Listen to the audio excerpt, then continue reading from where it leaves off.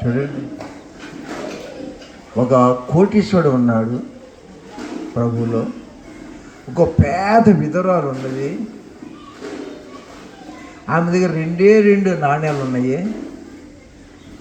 ఈ దగ్గర కోట్ల నాణ్యాలు ఉన్నవి. కానీ ప్రభు చూసినప్పుడు ఎవరు ఎక్కువ వేశారంట కానుక? ఆ దగ్గర ఉన్నదంట, అతని దగ్గర ఉన్నది ఎంత చెప్పు?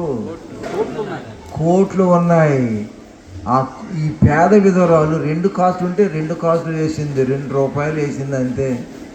ఆ కోటీశ్వరుడు 100 కోట్లలో 50 కోట్లు ఇచ్చేసాడు దేవుడికి. ఎవరు ఎక్కువ ఇచ్చారు? అదేంటి 2 కానుకలకి 2 రూపాయలకి ఇచ్చింది? 2 రూపాయలకి ఇచ్చింది. ఆ సందర్భం పడింది 2 రూపాయలే కదా. 5 2 కోట్లు పడ్డాయి కదా. చెప్పు ఇప్పుడు.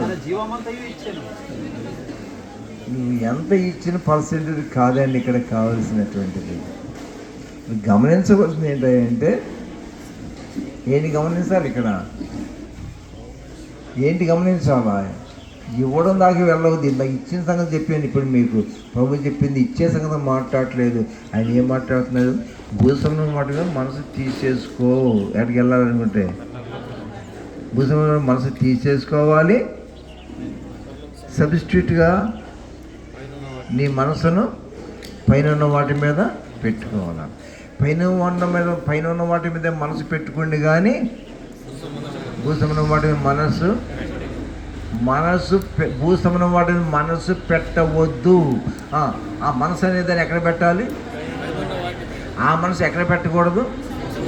రక్షించబడిన విశ్వాసి, నీ మనసు గురించి దేవుడు నీతో మాట్లాడుతున్నాడు. ఇవ్వదు. నీ మనసు ఎక్కడ పెట్టాలి? భూసంలో వాటి మీద. మరి అదే మనసు ఎక్కడ పెట్టాలి? అది అర్థమైందా?